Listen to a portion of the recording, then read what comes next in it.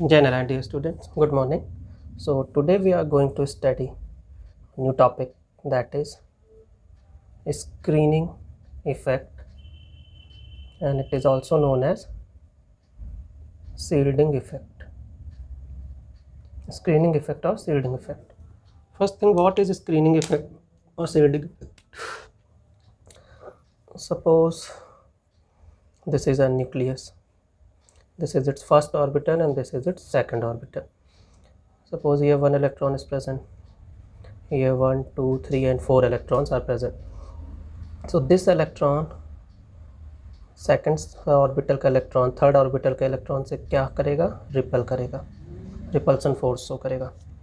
और ये जो न्यूक्लियस होगा इस इलेक्ट्रॉन को क्या करना चाहेगा, अपने पास खींचेगा। दैट मीन्स न्यूक्लियस इस इलेक्ट्रॉन को अट्रैक्ट करेगा। कॉन्जिक्यूटिव मतलब ये आउटर मोस्ट ये वाला इलेक्ट्रॉन सबसे रिपल कर रहा होगा। अब इस रिपल्सन के कारण ये जो सेकंड ऑर्बिट है ये एक शील्ड तैयार कर लेती है, शील्ड या स्क्रीन आप बोलें, एक स्क्रीन बना लेती है ताकि ये वाला इलेक्ट्रॉन अंदर की तरफ ना आ पाए। जब ऐसा करता है ये तो इसको हम कहते हैं शील्डिंग इफेक्ट। इसको देखिए और सिंपल में हम समझे तो कह सकते हैं कि इनर के जो इलेक्ट्रॉन हैं वो एक्ट करते हैं as a shield for outer electrons. अंदर के ये जो इलेक्ट्रॉन्स है ये एज अ शील्ड एक्ट कर रहे हैं। देखिए शील्ड बना लिया इस आउटर इलेक्ट्रॉन के लिए, तो इसी इफेक्ट को हम कहते हैं शील्डिंग इफेक्ट। और अब देखते हैं शील्डिंग इफेक्ट जो आपके SPDF हैं इसमें कैसे होता है। एस वाले का शील्डिंग इफेक्ट सबसे ज़्यादा होता है as comparison to the P के बाद D का होता है, D के बाद F का। तो ये सीक्वेंस याद रखिएगा, SP D एंड F। ऐसा क्यों हो रहा है, ड्यू टू देयर शेप। इनका जो शेप होता है इसकी वजह से SPDF का ये सीक्वेंस फॉलो होता है। इस वाले में सबसे ज़्यादा P then D then F। चलिए अब हम 58 से 71 जो हमारे लेंथेनाइट्स के ग्रुप हैं इसमें चेक कर लेते हैं क्या होता है। यहाँ पे जब हम आउटर मोस्ट ऑर्बिट देखेंगे तो 4f0, 4f1, 4f2 इस तरीके से चलेगा and at the last 4f14, क्योंकि f ऑर्बिटल्स की बात हो रही है तो f ऑर्बिटल में टोटल कितने होते हैं, 14 इलेक्ट्रॉन्स मैक्सिमम आ सकते हैं। तो f14 से लेके f0 के बीच लाई करेगा। अब सबसे मेन चीज़ जो है वो f में, f का जो ऑर्बिटल होता है इसमें याद रखिएगा इनके पास पुअर शील्डिंग इफ़ेक्ट होता है। इस चीज़ को बहुत अच्छे से याद रखिएगा, ये बहुत इंपॉर्टेंट चीज़ है। F में पुअर शील्डिंग इफ़ेक्ट होता है, ठीक है, इस चीज़ को हमेशा याद रखिएगा, याद कर लीजिए। पुअर शील्डिंग इफ़ेक्ट होता है F ऑर्बिटल्स में। तो यहाँ पे क्या हो गया, यहाँ होगा इसके वजह से जो हमारे आउटर मोस्ट इलेक्ट्रॉन है will be more, outer most जो इलेक्ट्रॉन है ये ज़्यादा will be more attracted towards nucleus, क्योंकि पुअर शील्डिंग इफेक्ट है तो इलेक्ट्रॉन जो आउटर मोस्ट ऑर्बिट में वो आसानी से अंदर आ जाएगा या अट्रैक्ट कर लेगा nucleus. So outer most electron will be more attracted towards nucleus, जिसके वजह से हमारा जो एटॉमिक रेडियस है, क्योंकि हम एटॉमिक रेडियस का ट्रेंड देख रहे हैं, वो क्या होगा, एटॉमिक रेडियस डिक्रीज होगा। तो यहाँ से आपको समझ में आ रहा होगा शील्डिंग इफेक्ट की वजह से एफ ब्लॉक में एटॉमिक रेडियस डिक्रीज होता है, ठीक है, डिक्रीज होगा।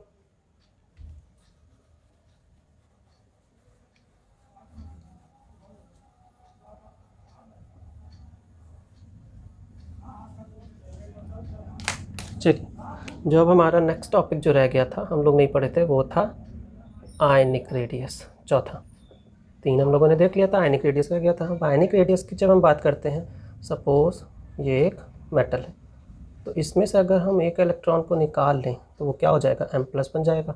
एक इलेक्ट्रॉन मैंने निकाल लिया, दैट मीन्स अब ये क्या है, कैटायन है।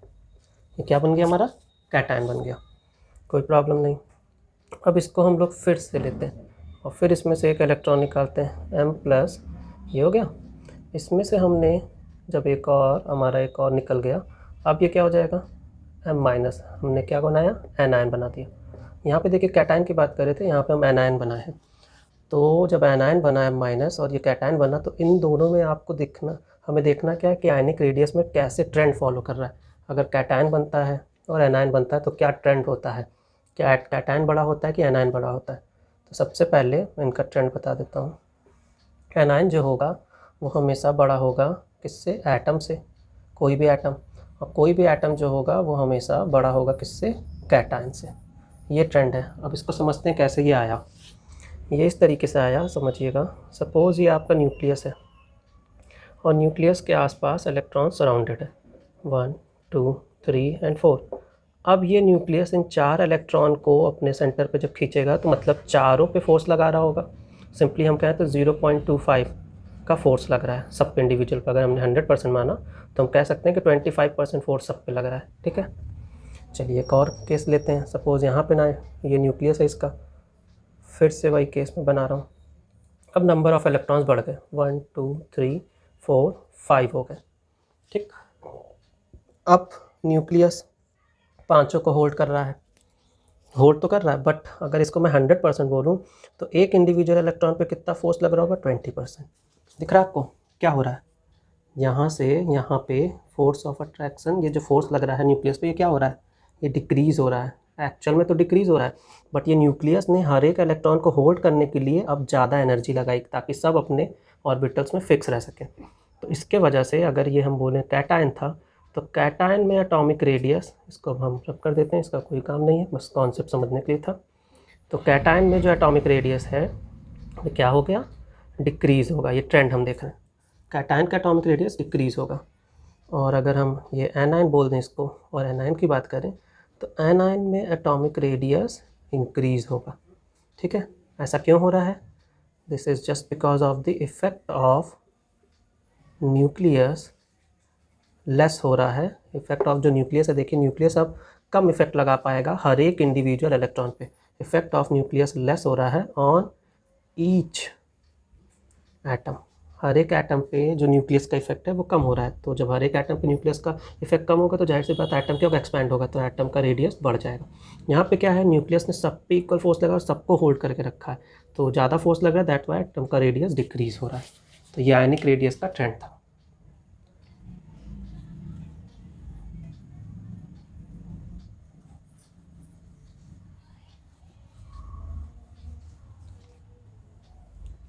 चलिए अब हम कुछ, सपोज हाइड्रोजन है, H+ एटम है एंड एक H- एटम है, कैटायन है, एनायन है एंड एक एटम है। अब इसमें जो ट्रेंड हमने आपको इसके पहले बताया था, क्या बताया था? कि एनायन सबसे पहले होगा, देन एटम होगा, देन कैटायन होगा। इसी चीज़ को अप्लाई करके हम लोग यहाँ पे सॉल्व कर देंगे। दैट मीन्स यहाँ पे हम देख सकते हैं सबसे पहले एनायन H+ हो गया, सॉरी H+ हो गया, H+ के बाद H हो गया, देन H के बाद H-। ठीक है, ट्रेंड आप देख लीजिए। तो आपको यहाँ से क्लियर हो रहा होगा कि अरेंज करने में कोई प्रॉब्लम नहीं। सबसे पहले हमने क्या ले लिया? कैटायन लिया, देन एटम लिया, देन एनायन ले लिया। तो ये आपका हो गया ईजिली सॉल्व। और चलिए एक एग्जांपल लेते हैं। सपोज O2- है एंड O-1 है चार्ज के साथ। इसको अगर हम अरेंज करेंगे तब क्या होगा? हम कह सकते हैं कि O2- जो है वो बड़ा होगा O-1 इलेक्ट्रॉन से। क्लियर है? चलिए एक और देख लेते हैं, फ्लोरीन का केस। अगर फ्लोरीन है प्लस के साथ, फ्लोरीन माइनस के साथ, और एक फ्लोरीन का एटम है, तो जाहिर सी बात है फ्लोरीन प्लस जो होगा वो फ्लोरीन से बड़ा, एंड फ्लोरीन से बड़ा क्या होगा? F-। ठीक है, ये जो ट्रेंड हमने दिखाया था उससे एनायन, एटम एंड कैटायन से पता लग गया। अब इसके बाद जो हम बात करेंगे वो करेंगे कि क्या ट्रेंड होता है, what trend these ionic radius will show when. Trends की अब हम बात करने जा रहे हैं, ट्रेंड्स अलोंग अ पीरियड। सबसे पहले हम पीरियड में क्या ट्रेंड शो करता है एटॉमिक रेडियस, उसकी बात करते हैं। चलिए हमने लिख दिया अलोंग अ पीरियड। तो अलोंग अ पीरियड हमने पहले भी देखा था कि एटॉमिक रेडियस क्या होगा? डिक्रीज होगा। दूसरा डाउन द ग्रुप होता है, along the period and down the group. Down the group में हमने पहले देखा था एटॉमिक रेडियस क्या होता है? इंक्रीज होगा। तो ये दोनों चीज़ आप समझ रहे हैं, इसको याद रखिएगा। सेम ट्रेंड यहाँ पे भी है। यहाँ तक तो कोई प्रॉब्लम नहीं है। अब इसके बाद जो नेक्स्ट हम लोग देखेंगे वो अब हम पढ़ने जा रहे हैं, बहुत ही इंपॉर्टेंट टॉपिक है, that is iso electronic species. सबसे पहले समझते हैं आइसो इलेक्ट्रॉनिक स्पीसीज़ होती क्या। अगर हम इसको बहुत सिंपल टर्म में बोलें तो इसको बोला जाता है same number of electrons. Same number of electrons अगर किसी स्पीसीज़ के पास प्रेजेंट है तो उसे हम कहेंगे आइसो इलेक्ट्रॉनिक स्पीसीज़। ठीक है, इसकी डेफिनेशन अगर देखें तो होती है those species which has same number of electron are called isoelectronic species. ये आप लोग के लिए लिख दिया, आप लोग प्लीज़ यहाँ से नोट डाउन कर लीजिएगा। तो अब कुछ एग्जांपल देख लेते हैं। सपोज O2 माइनस है, N3 माइनस है, F माइनस 1 है, Na प्लस है एंड Mg2 प्लस है। तो अगर हम इसको देखें तो ये और ये दोनों अलग अलग, ये किस पीरियड के हैं, ये आपके सब सेकंड पीरियड के एलिमेंट्स हैं, सेकंड पीरियड, एंड ये किसके हैं, ये आपके थर्ड पीरियड के एलिमेंट्स हैं। कोई प्रॉब्लम नहीं है। O2 माइनस है ना। चलिए इलेक्ट्रॉन्स कैलकुलेट करते हैं। ऑक्सीजन में कितने इलेक्ट्रॉन्स होते हैं, 8 इलेक्ट्रॉन। 2 इलेक्ट्रॉन और इनके पास, मतलब 2 इलेक्ट्रॉन और जोड़ दीजिए, आप कितने आ गए, 10 इलेक्ट्रॉन्स। नाइट्रोजन में देखें, नाइट्रोजन के पास कितने होते हैं, 7 इलेक्ट्रॉन। कितना है, 3 माइनस, मतलब 3 इलेक्ट्रॉन्स और इसको दे दिया तो कितने हो गए, 10 इलेक्ट्रॉन्स। फ्लोरीन, फ्लोरीन के पास ऐसे 9 इलेक्ट्रॉन्स होते हैं, इसमें 1 इलेक्ट्रॉन और हमने दे दिया तो कितने हो गए, 10 इलेक्ट्रॉन। देखिए आइसो इलेक्ट्रॉनिक स्पीसीज़ है कि नहीं, same number of electrons. Clear. चलिए अब सोडियम में देखते हैं। सोडियम के पास होते हैं 11 इलेक्ट्रॉन, प्लस है, मतलब 1 इलेक्ट्रॉन इसमें से निकल गया, तो 1 इलेक्ट्रॉन निकल गया, अब कितना हो गया इसके पास, 10 इलेक्ट्रॉन। देन मैग्नीशियम में कितने हैं, मैग्नीशियम में ऐसे होते हैं 12 इलेक्ट्रॉन, बट 2 इलेक्ट्रॉन्स निकल गए हैं, 2 इलेक्ट्रॉन्स निकल गए तो 2 माइनस कर देंगे। जब 2 इलेक्ट्रॉन्स निकल गए तो बेटा आप क्या हो गया, 10 माइनस 2, 10 इलेक्ट्रॉन। आप देख सकते हैं टोटल सबके पास 10 इलेक्ट्रॉन्स है, मतलब ये सारी स्पीसीज़ आइसो इलेक्ट्रॉनिक स्पीसीज़ को फॉलो कर रही हैं। अब तो बड़ा कॉम्प्लिकेटेड हो गया, हम कैसे बताएं कौन सा एटम का साइज़ बड़ा हो गया छोटा। तो यहाँ पे एक जो आपको चीज़ याद रखनी है वो है size is inversely proportional to 1/z। And what is z? z is atomic number. z क्या है बेटा यहाँ पे, z यहाँ पे एटॉमिक नंबर है, मतलब जिस एटम का नंबर ज़्यादा होगा, देखिए साइज़ क्या होगी, इन्वर्सली प्रोपोर्शनल होगी एटॉमिक नंबर के। तब इससे तो हम बहुत ईजिली अरेंज कर सकते हैं, मतलब जितना बड़ा एटम उसकी साइज़ उतनी छोटी। तो अब हम लिखेंगे Mg2 plus is smaller than Na plus is smaller than fluorine is smaller than oxygen -2 जिसके ऊपर चार्ज है, and at the last N-3 लिख रहा है। तो इस तरीके से हमने आइसो इलेक्ट्रॉनिक स्पीसीज़ को अरेंज कर दिया अकॉर्डिंग टू देयर साइज़। बहुत सिंपल था, बस इस चीज़ को याद रखिएगा, यही सबसे इंपॉर्टेंट चीज़ है। अगर आइसो इलेक्ट्रॉनिक स्पीसीज़ को आ गया कि बताइए कौन किसकी साइज़ बड़ी किसकी छोटी, सबका आप निकाल लीजिए, निकालने के बाद जिसका एटम का साइज़ बड़ा उससे आप पता लगा सकते हैं। बहुत ईजी चीज़। आयोनाइजेशन एनर्जी, आयोनाइजेशन एनर्जी ये बहुत इंपॉर्टेंट टॉपिक है, इसको प्लीज़ बहुत ध्यान से समझिएगा। सबसे पहले समझते हैं आयोनाइजेशन एनर्जी होती क्या है। इसका जो हम छोटा सा डेफिनेशन दे सकते हैं वो है amount of energy required to remove the valence, last में जो इलेक्ट्रॉन होगा वैलेंस सेल का electron of an isolated neutral gaseous atom to infinite. Amount of energy required to remove the valence shell electron, valence shell के electron को निकालना जो कि neutral gaseous atom दे सकते हैं, कहाँ तक, एटम से इनफाइनाइट तक। ये इसकी डेफिनेशन है। समझते हैं आयनाइजेशन एनर्जी एक्चुअल में बता क्या रही है। देखिए सपोज ये आपका न्यूक्लियस है, ये फर्स्ट सेल है, ये सेकंड सेल है, तो इलेक्ट्रॉन यहाँ पे भी होगा, यहाँ पे भी होगा, ठीक है। सपोज़ ये M है, यहाँ से मैंने एक इलेक्ट्रॉन को रिमूव किया तो ये क्या बना देगा, M+, ठीक है ना। एक इलेक्ट्रॉन निकाल दिया तो M+ बन गया, कोई प्रॉब्लम नहीं है, सही चीज़ है। अब जो आपका यहाँ पे ये रिमूवल हो रहा है तो कुछ एनर्जी लग रही होगी, उस एनर्जी को हमने कह दिया डेल्टा एच। डेल्टा एच अब दो तरीके से लग सकती है, एक नेगेटिव माइनस, मतलब एनर्जी की जब किसी एटम से निकल रही हो, जब निकल रही हो मतलब उसको कहेंगे रिलीज़, जब रिलीज़ होगी तो नेगेटिव। एक पॉजिटिव हो सकती है, मतलब जब एनर्जी रिलीज़ ना हो के वो क्या हो रही है, एब्जॉर्व, मतलब कोई एटम एनर्जी को एब्जॉर्व कर ले, तो delta H negative and positive दोनों हो सकता है। अब डेल्टा एच है क्या, डेल्टा एच आपका यहाँ पे रिएक्शन जब हुआ तो उसमें से जो हीट निकल रही है रिएक्शन की हीट है, या इसको और सिंपल हम बोले तो आयनाइजेशन एनर्जी के टर्म्स में कह सकते हैं, ये क्या है आपकी आयनाइजेशन एनर्जी है। इसकी अगर हम यूनिट की बात करें तो यूनिट क्या है, इलेक्ट्रॉन वोल्ट पर एटम। आयनाइजेशन की एनर्जी की यूनिट इलेक्ट्रॉन वोल्ट पर एटम, या 1 इलेक्ट्रॉन वोल्ट कितना होता है, 1.6 × 10⁻⁻19 जूल, ठीक है। तो ये आयनाइजेशन एनर्जी का छोटा सा कॉन्सेप्ट था। अब हमें जो इसमें मेन टॉपिक पढ़ना है वो सक्सेसिव आयनाइजेशन एनर्जी कैसे निकाली जाती है। सपोज़ आपके पास बहुत ढेर सारे दे दिए एलिमेंट्स और कहा कि किसकी सबसे ज़्यादा एनर्जी है जब हमने उसमें से इलेक्ट्रॉन को रिमूव किया, तो आप कैसे बताओगे? तो उस टर्म को हम कहते हैं successive ionization energy. Successive ionization energy अब हम देखेंगे, ठीक है। और सबसे मेन चीज़ जो आपको याद रखना है कि आयोनाइजेशन एनर्जी कभी भी चेंज नहीं होगी।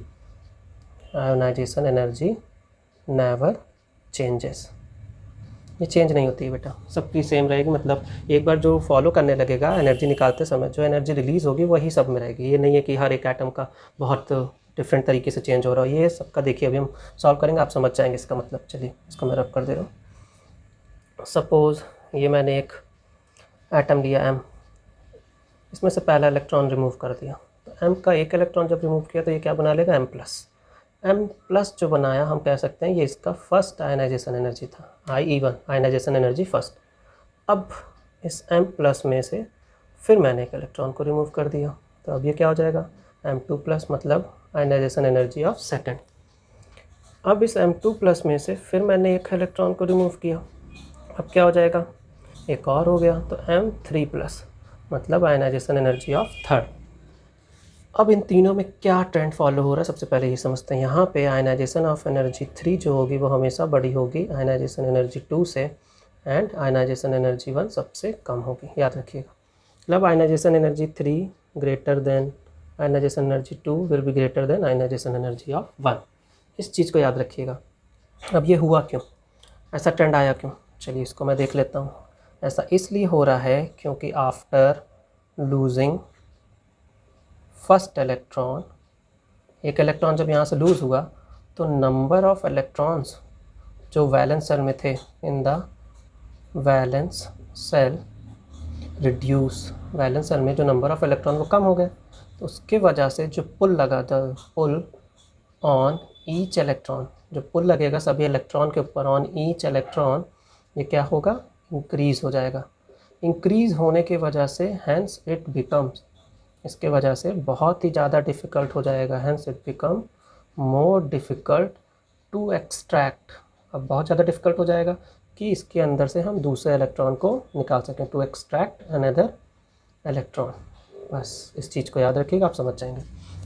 समझ रहे हैं क्या कह रहा है एक इलेक्ट्रॉन जब इसमें से निकला फर्स्ट वाले में से, तो क्या हो गया, अब इसके पास एक इलेक्ट्रॉन कम हो गया। अब न्यूक्लियस जो होगा उन सब इलेक्ट्रॉन को और टाइट पैक करके कस के पकड़ेगा। जब और कस के पकड़ेगा मतलब अब second ionization energy, second electron को निकालना उस न्यूक्लियस के फोर्स की वजह से और ज़्यादा टाइट हो गया। सपोज़ मैंने सेकंड में भी निकाल लिया, अब थर्ड क्या होगा, थर्ड को और टाइट न्यूक्लियस होल्ड कर ले, क्योंकि इलेक्ट्रॉन कम होने की वजह से न्यूक्लियर चार्ज बढ़ रहा है। जब ऐसा होगा तो that means ionization energy third सबसे ज़्यादा होगी सेकेंड की अपेक्षा और फर्स्ट के। क्लियर है, ये रीज़न होता है। तो ये यहाँ पर लिख दिया मैंने इसका रीज़न भी। चलिए अब आगे समझते हैं इसके, कोई प्रॉब्लम नहीं यहाँ तक, वेल गुड है, सबको समझ में आ रहा है। अब कुछ फैक्टर्स की बात करते हैं।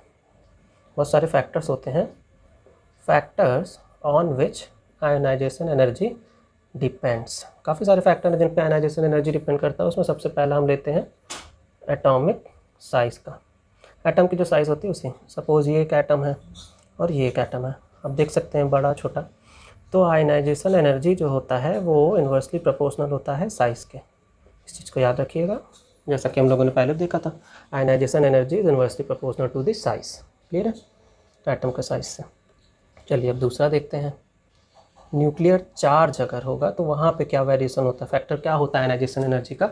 अगर न्यूक्लियर चार्ज की बात करें, न्यूक्लियर चार्ज को Z से डिनोट करते हैं और इसको हम कहते हैं एटॉमिक नंबर।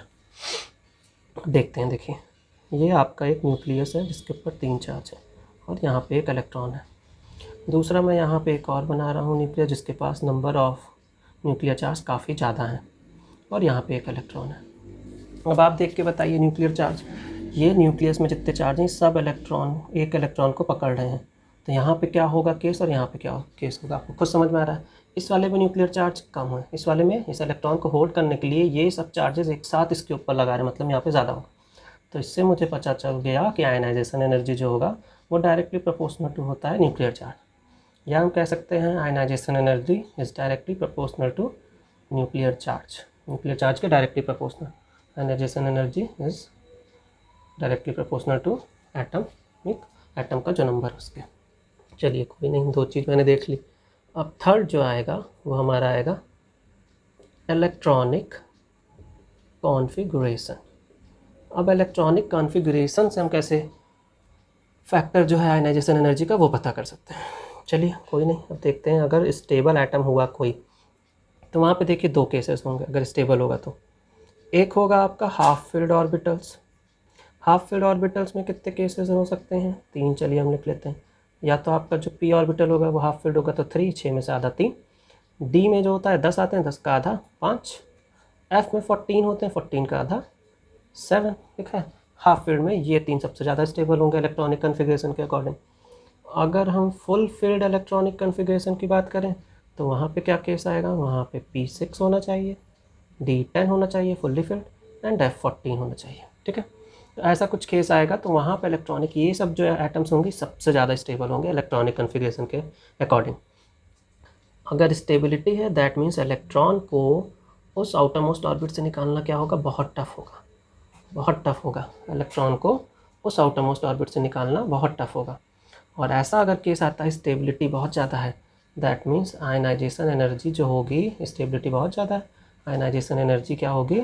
बहुत ही हाई होगी, एक्सेप्शनली हाई होगी। समझ रहे हैं? क्योंकि स्टेबिलिटी ज़्यादा है, हाई नहीं होगी, एक्सेप्शनली हाई हो जाएगी, क्योंकि ये सब ऑर्बिटल्स फुल फील्ड या हाफ फील्ड होंगे। सो आई होप स्टूडेंट यहाँ तक आप सबको इतना क्लियर होगा। Thank you students.